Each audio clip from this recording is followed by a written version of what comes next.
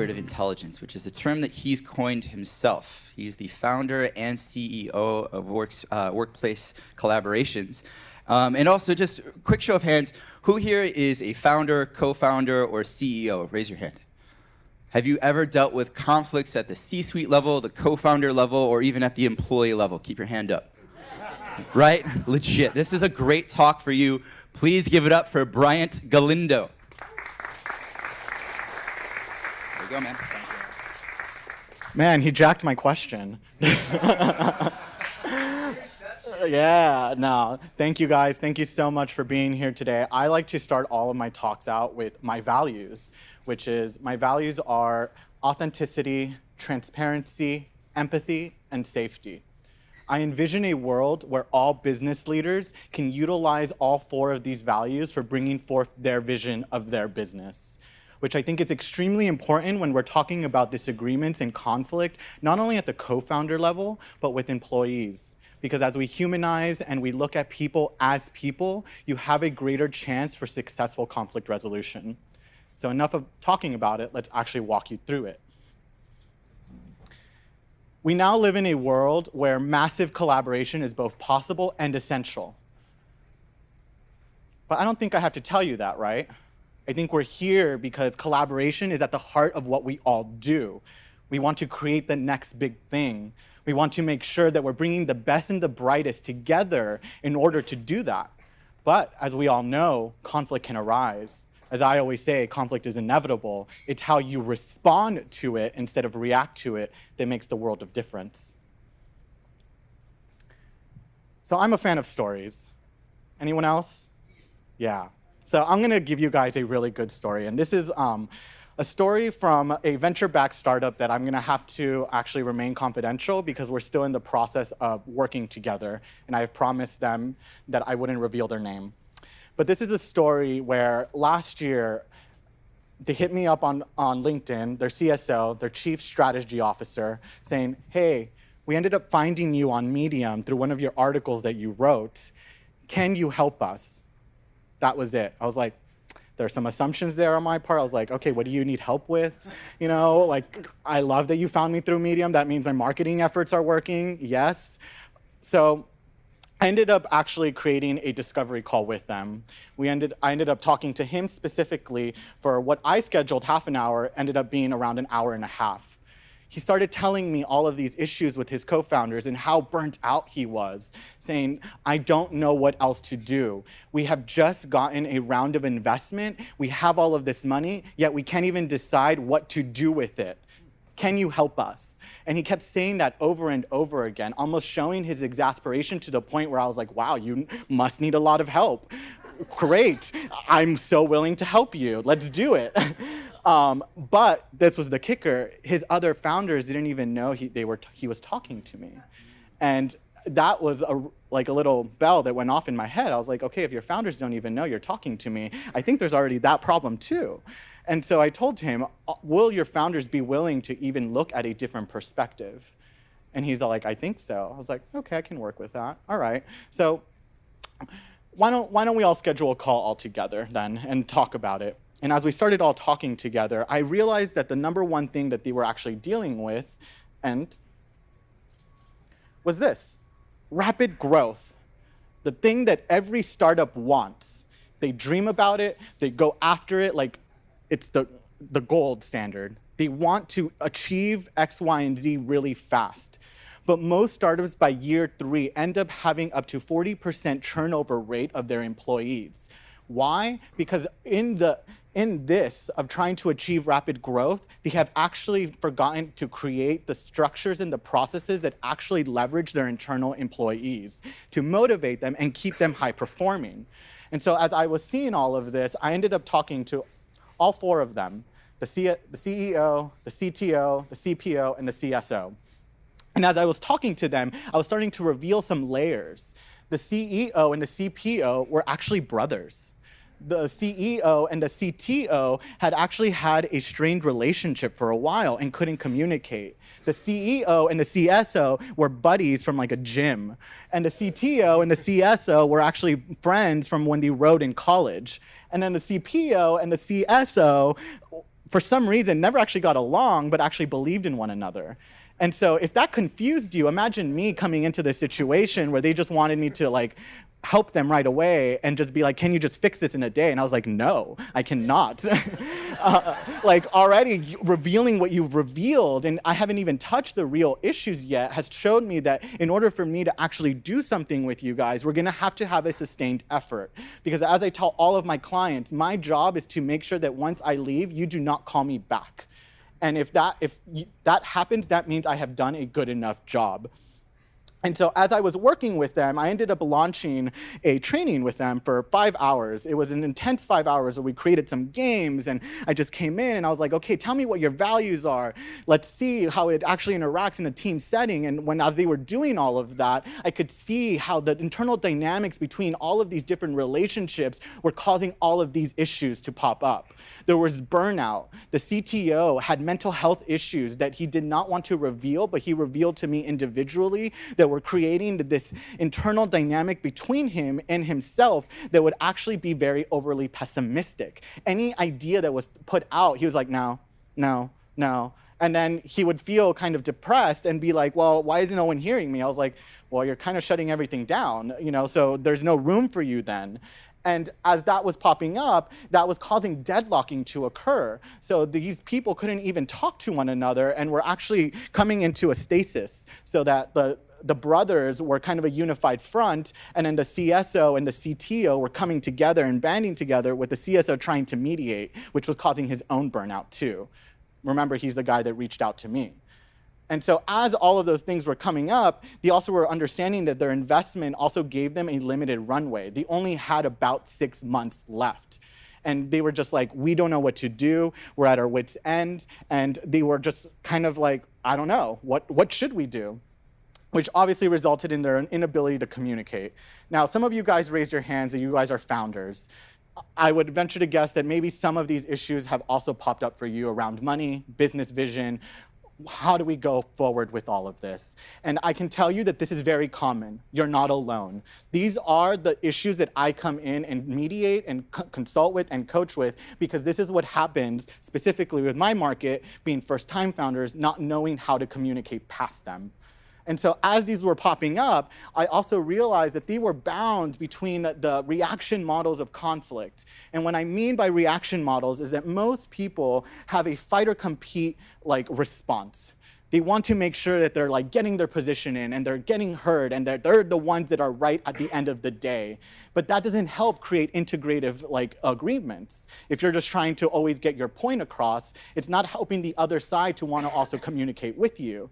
And then on the other end of the spectrum, people also avoid and accommodate, meaning they want to be the Mr. Nice Guy. They want to please everyone. They want to just make sure that at the end of the day, they're just like, okay, let's just get through this. It's too uncomfortable. I don't want to talk about it. And so all of them were stuck in this model. And I had to make sure to not only clear the air, but correct it and get them into an empowered state, which resulted in me working with them over the course of 4 months in order to do that, which actually worked. But, and I want to make sure that you guys get this down, specifically for the startup context, the concentration on results and being so results-oriented almost creates this inability to really get to this level of analysis, which is trust. A lot of the teams I work with rely on the trust that they've built in their friendship in order to bolster their professional relationship. Let me say that again. Their friendship bolsters their professional relationship. But as all of you may know, when you're in a professional setting, you have to create proper boundaries. You have to make sure that, hey, we may be friends, but we're also operating a business. And because of a lot of the first-time founders that I work with don't have the ability to kind of disentangle all of that, they get mired in the little minutia of personalization conflicts and ego and politics, which is at this level up here. But my work was all about, how do I create trust? Sounds simple, but creating a high trust environment is extremely complex in ways of trying to reorient and reframe how people view conflict from the reactionary state into a responsive state. So you want to maybe even create 3 seconds where they can respond instead of react, and those 3 seconds take around 3 to 6 months in my in my experience, of reframing. So we ended up actually finishing our contract. Now they're on retainer, where I'm helping them actually negotiate an acquisition talks and some investment. And having finished a 3-month contract, we actually had the mental health guy, the CTO, actually leave the company. It was a very graceful exit, and he was very happy to leave, and we built out a transition plan for him to do so amicably and also announce it to the company in a way where everyone could actually understand why they were doing it, and also leverage the opportunity to create a highly organized and highly motivated company as a result. We ended up scaling the personal work to all of them, which resulted in a 129% increase in co-founder team satisfaction, as well as a 90% increase in resolving issues. Pretty astronomical when these were first-time founders who at the beginning, all they wanted to do was be right. And so, I tell you this story because I've worked with a few startups, and this story is really illustrative of kind of the work from a very macro level, the commonalities. And I remember finishing the contract and just kind of like sitting on my balcony and working with a few other teams, and I was a little bit tired. It was like a long day. I remember it was like a Wednesday, and I was just like, wow, I have 2 more days left. I have to like kind of like drum up some energy here. And as I was like kind of thinking about all of these people that I've been working with, whom I love, my clients, I really love my clients. Like, they're doing great work in the world. And I realized all of these commonalities that they have, like, why is it that they keep popping up? And why is it that they, even though they have different personalities and they come from different backgrounds, and some of them are Ivy League educated, and some of them are just like, doing what they got to do, like, why is it that they have all of these same commonalities? And as I was sitting on the balcony, I was like, why isn't there a term for like how we can work with people better? We have emotional intelligence, we have social intelligence, but what about collaborative intelligence? Like, what's that all about? And then like it just popped up in my brain, and I was like, oh my God, like that's something I could totally create. Like, is anyone kind of like doing that right now? And so as I was thinking about that, it popped up, and I was like, oh my God, like I have a qualitative research background. I know how to build assessments. Like, I know how to analyze these intangibles in a very good way based upon my background at Columbia. And so why don't I build something off of this? Why don't I actually say like, okay, let me use them as guinea pigs without them knowing it, so that I can kind of like figure something out. And so as I was doing that, like, I ended up realizing, okay, wow, so I understand that people have their conflict. And I know, like, I've been using an assessment called the Collaborative Negotiation Assessment that analyzes people's responses to conflict and gives me their style of conflict resolution. And so I get that. And then I also understand how they can negotiate, but like maybe somehow I can bring these two together and then understand that, okay, with both conflict and negotiation, I can build some sort of assessment to analyze that. But then there's this like leadership development piece that, like, in coaching them one-on-one, I had to make sure that I was coaching them according to like a servant leadership principle, which is that putting the employee first instead of their own particular needs. And so what if I bridge all 3 of these? Ooh, that's cool. Like, why don't I start doing that? And then as I was doing that, I was just like, but wait, there's also this piece of like, okay, you have this. You also need to know how to communicate with people. Not only do you need to lead them and know how to resolve conflict and know how to like actually like negotiate, but you also have to communicate. And then the last piece was like, oh my God, wait, but then they have their own individual personalities. Some of them are extroverted, some of them are introverted, and everyone loves their personality. Myers-Briggs is so big, so why don't I include that somehow, And then as I was geeking out on this, I was just like, oh my God, like, I love this. Like, what can I do about it? And like, how can I do it? And so that's where I came out with collaborative intelligence, the ability to work with someone who thinks differently from you based upon these 5 principles. And I'm not even just gonna talk about it.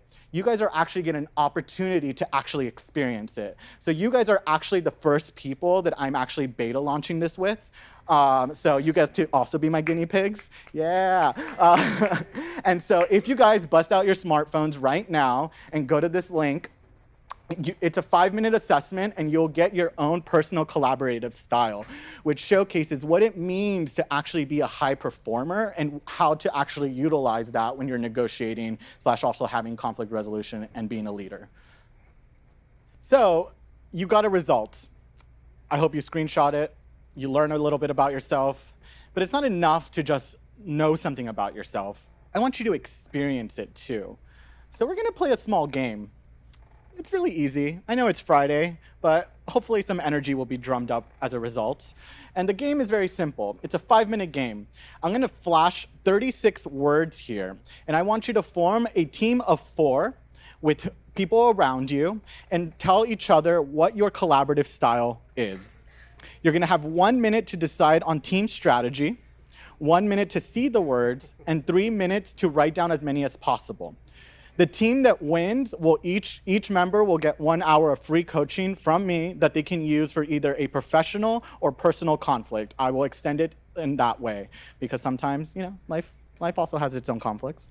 And so you guys can use it in whatever way. So there's an incentive for you to want to be competitive. So break into a team of 4 and you'll have 1 minute to decide on your team strategy.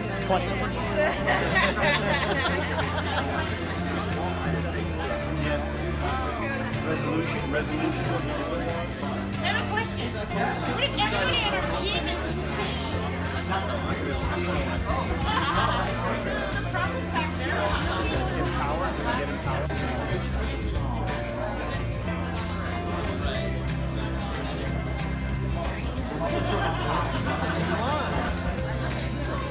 Okay, guys, because I'm short on time, we're gonna finish. 26. They win. Cool, guys. So meet me afterwards, and I'll make sure to give you my card, and I'll give you the link to schedule that. Yes. So what you guys all experience, because time is short, I want to make sure we run through it, and I actually teach you and show you the collaborative disagreement process that I created. The 4 collaborative styles have cooperative, which is someone who balances the motivations upon a team. Assertive, someone who can actually give direction but respectfully without being an aggressive jerk. Empathetic, someone that uses emotions as data points in order to leverage. And then resilient, someone that sees any challenge that comes about as an opportunity for growth. And in high impact, high performing companies, you need all 4 of these within a team setting in order to leverage your team correctly. And I call it the Take Care acronym. And this is kind of an overview of it. But in particular, what's really important is this. And so this was the first process that I created called Collaborative Disagreement. And Collaborative Disagreement is both a mindset shift as well as a script for how to communicate difficult things. And I'm a fan of simplicity. Humans can be very complex, but with simple cues, we can otherwise change complex behaviors. And by giving you guys these clues, which is based upon the FIRE acronym, you can transform your situations. So on the first step, you're wanting to build rapport. And I'm going to just run through a very quick story in order to illustrate this. I had another co-founder team that I was working with, actually just one founder. It was a 2-person team based out of New York. And this woman was starting to actually see her co-founder as a jerk, incompetent, a lazy child, and someone who did not know what he was doing. When she reached out to me, those were the words that she used. And I was kind of like, wow, you must really not like this guy. And yes, that was correct. She did not like the guy. And so as I was running her through this process, I was telling her, look, if you can actually depersonalize and humanize him, you can have a chance for successful conflict resolution. But the problem is that as long as you stay stuck in your paradigm of thinking, there's not going to be a chance for me to do anything with you. So my question was, are you willing to see a different perspective around the situation and this guy? To which she said, maybe. And I was just like, I can work with maybe, as long as it's not a no. I was like, we can work with maybe. It did mean that the program lasted longer than most usual because we had to work through some deep-seated issues of hers, but it also meant that at the end of the day, there was a chance for it. So when you're thinking about collaborative disagreement and you're wanting to approach these situations, you need to always build rapport first. You validate the person, you validate what they've said, you validate whatever aspect that they are doing well. And it can be as small, as little as possible. For her, it meant that, wow, this guy who's 40 years old, she was 25, what he brings to the table is that, actually he was a graphic designer. The only thing she felt he did really well was this little graphic that he put in the newsletter every month. She's like, he does that really well. And I was like, okay, that's cool. Maybe you can tell him that, But over time, as we were working on it, she's like, oh, wow, he actually does do other things really well. He shows up, he's caring, he's in a room full of women. And somehow he still holds his own. He doesn't feel overwhelmed. Like, those are all great things. And so as she was building rapport with him, it also created something called social capital, which she could then cash in on later on. Because the second step is you want to identify the real business issue. Let me say that again, the business issue. You don't want to personalize the issue, calling him a jerk, calling him incompetent, calling him that like a child does nothing to serve the cause. And for her, what the issue was the fact that she felt like he wasn't contributing to the level that she was. She was burnt out. She was working so much, and here was a man who was supposedly her co-founder, 50-50, who was putting in 10% when she was putting in otherwise 90%. So that frustration and that anger needed to be reframed. And this is the hardest part of this entire process, that when you're looking at this and you identify the issue and you build rapport, you then not only have to reframe yourself, you also have to reframe how you speak. Because if you're looking at conflict from an internal perspective of the stories that we all build, you also need to understand that those stories can keep you stuck. And the minute you're able to reframe them into an empowerment, into an active voice, into a sense that you are no longer a victim, you then have the ability to do something about it. And for her, that meant actually being like, wow, I need to reframe my thoughts and I need to go have a conversation with him. Throughout the course of our contract, they actually hadn't even spoken to each other one-on-one, face-to-face. It was actually something that really caused her a lot of angst. And I was like, you need to at least reframe your ability to do that. So the last step, and with a request, is you want to give the other side the opportunity to be able to also come into the joint problem-solving process. And so for her, it was around equity and capital and contribution. And so once they finally sat down, because she had done all of this work over the course of a few months, when she sat down and presented the issues, which we both strategized on how to unbundle her package, he was actually like, wow, I agree with you. Like, I'm not actually showing up. I'm actually passionless. I don't care about this anymore. I'm working with a bunch of 20-year-olds doing something that, like, I'm just like, I don't care. And she was just like, oh, wow, did not expect that. And he ended up actually just saying, like, what do you want me to do? And she was just like, whoa, like, you're telling me you want me to decide your future? Whereas before they were butting heads and deadlocking as well.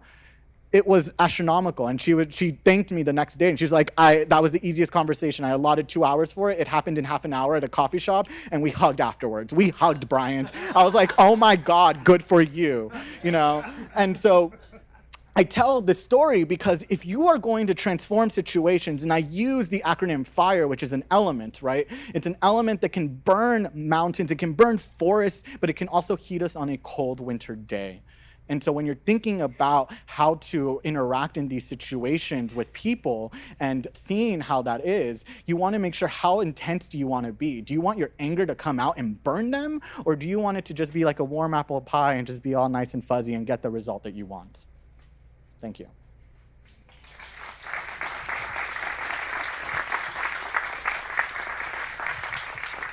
Bryant, a wealth of knowledge, and I think that is just really important because I feel a lot of people, when it comes to either at the co-founder level or the C-suite, senior management, employees, entry level, whatever the case may be, there are struggles, there are conflicts that will inevitably ensue, and how we deal with those conflicts are paramount to the success of the company or the startup, because I think a lot of startups fail. The statistic is staggering just because there are co-founder disagreements that are solvable, but they just don't have the tools by which they can look at those problems with the perspective of, I want to solve this versus I just want to be right. And ego, and I'll admit, 'cause we all have ego, I definitely have an ego about myself. I try to check it at the door when it comes to treating my clients and treating business partners, because that doesn't usually work. So I think that's awesome information. I think there's one slide that someone was like, oh man, I wish that stayed up there. It was the care slide. Can we actually get that up one more time? If anyone wants to screenshot that, it's the one that had the quadrants. Yeah, that one. Perfect. Cool. We're gonna field Q&A now. If you have a question, raise your hand. John will walk around with the mic.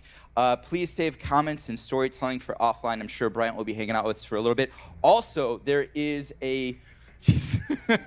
I'm telling you, this is a great slide. Also, I think there's a jar where people can put their card in. Is this on? This is not on. It's on until quiet. Yeah.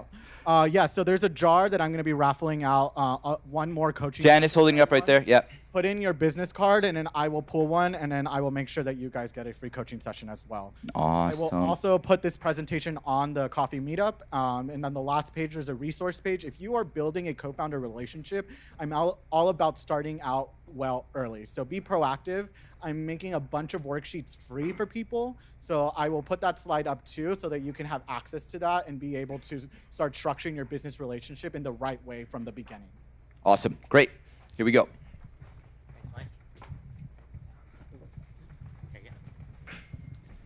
I do a lot of work. Actually, I do mergers and acquisitions, so combining startups together. Typically, the startups, you have a bunch of co-founders. They were friends. They had some relationships. I mean, who would start a company with people you don't know at all? Anybody? Right? So there obviously is typically in a startup a history there. Yes. And I think that's what you're saying. That can be positive, that can be negative. But when combining organizations together, have you gotten involved in identifying two different histories and how those might conflict? Yeah, so from a cultural perspective, I'm working right now with one startup who has two distinct cultures in two different offices. And so they're all about how to fuse them together.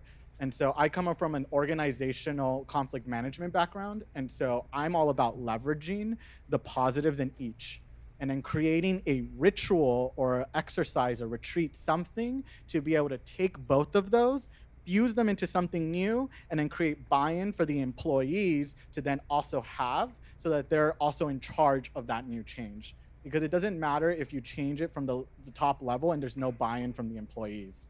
It doesn't work. And so what I have seen specifically in this example that I'm telling you is that for that to be really effective, you need to make sure that you have buy-in from the employees and that you leverage the positives while mitigating the negatives. Does that answer your question? Yeah. Perfect. Yeah, hi. Thanks for your talk. It's great. So my company works a lot with technology companies, startups, and as well. And we get to deal a lot with CEOs and the C-suite. And one thing that we notice is there are a lot of companies where the C-suites are sometimes not coachable. Do you believe in, there's still redemption for those kind of people? Because we see it all the time. Regardless of what you say, they think they're always right, and they're only taking their own perspectives, and nothing ever happens. So I just wanted to kind of get your perspective.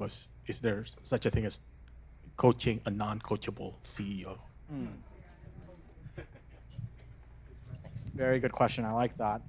It's the reason why I've developed a question set in the beginning of my discovery calls to make sure that they're the right fit. I'm not about making my job harder than it needs to be. I'm already dealing with so much intense emotions that I don't need someone that will otherwise be uncoachable. That being said, however, I do believe that you can create a situation where you can come in and basically create that energy around them wanting you. And so one of the things that I say is I meet my clients where they're at. And so if someone doesn't want me there, but they bring me in otherwise, I'm literally going to be silent, a rock, and allow them to talk to me and be like, okay, so you're spending a lot of money to have me here. What do you need? Nothing? Okay, then why am I here? Because I'm not about propping up someone's ego. I'm all about making sure that this work sticks and it transforms. So yes and no. I would say, I would say it has to be a right fit. I'm not about coaching someone who doesn't want to be coached. Next question. Can you talk a little bit more about the CTO that ultimately ended up leaving the relationship and the company, and how that CTO came to that realization as well? I don't want to break confidentiality, so let me gather my thoughts. So one of the things that I do is I wrap in a package. So we both do group facilitations, one-on-one coaching, and the coaching provides a confidential space for everyone, for each person to say something that maybe they're not comfortable saying in a group environment. So in that one-on-one setting, he revealed that to me. And I'm always about empowering the person. So I asked him, do you feel comfortable telling your founders that? And he's like, no, I'm not. I actually want to leave secretly and just kind of let it go as it is. And I was like, but you've built in 3 years. know, you've put in the time. These are your friends. And so I had to get him to a perspective where he could humanize the other side and want to actually say that. And he was able to. It did take a lot of coaching to get him there, to get him to that realization. But once he did, and he was able to bring that out, I remember that conversation was so heavy. It was actually the CEO cried because he was just like, we have limited runway, like literally like 3 months, and now you're telling us you want to leave? Like, why are you stabbing us in the back right now? And he broke down. And he was just like, I'm trying my hardest right now to make sure that this company survives, and you're trying the hardest to burn it down. Like, why are you doing that? And so being able to have that space, he was like, oh, wow, like I'm actually doing damage here. He could see that the emotion that he was carrying, all that anger and the angst, was actually also being reflected back to him. And so that created an opening that I worked with in order to actually create a transition plan. So he ended up transitioning out in a contractor role. And so while they were looking for someone else, they kind of created this like liminal space, and then he ended up leaving entirely. Almost out of time. Want to do one more? Last question. It seems like your focus is mainly on workplace collaboration or workplace conflict resolution. What is your background besides that? I mean, has this also helped in other like personal relationship type situations? And have you thought about? Yeah. Tell us about your dating life. Yeah, see how that goes. I'm gonna keep that secret. Though I will say, prospective partners are always like, "Ooh, conflict resolution. Does that mean we're never gonna fight?" I was like, "No, it don't mean we'll fight. We'll just change how we fight." Yeah, like you're always gonna win, right? Is that how it? No, it's win-win. We can both win. That's what you tell them. I like it. Yeah, I gotta learn from this. This sounds good. Yeah. You do workshops? I do workshops. Okay, awesome. No, but getting back to the legitimate question, I guess John was curious to know how this blends into other elements of your life. In clients, yeah. interpersonal relationship with clients. Yeah, actually, I think so. The reason why I said my values in the beginning is that because this isn't separate. You know, I work with clients, specifically my peer group, because I believe that they understand wholeheartedly and intrinsically that our workplace role and job is not separate from who we are personally. And so if we can bridge that, we can create more authenticity, more transparency, more empathy, and more safety for other people. And the people I work with, I said I love them because I truly do. They show me their darkest night of the souls, and I walk them through it, and they come out empowered, fully bright and light, and wanting to change the world, and seeing that like this helps their relationship with their wife, this helps their relationship with their boyfriend, and I'm just like, good, you know, because like while you brought me in for the workplace, this is applicable for all of life. Agreed. Awesome. Okay, so we're gonna wrap up. Again, another round of applause. Awesome Q&A section.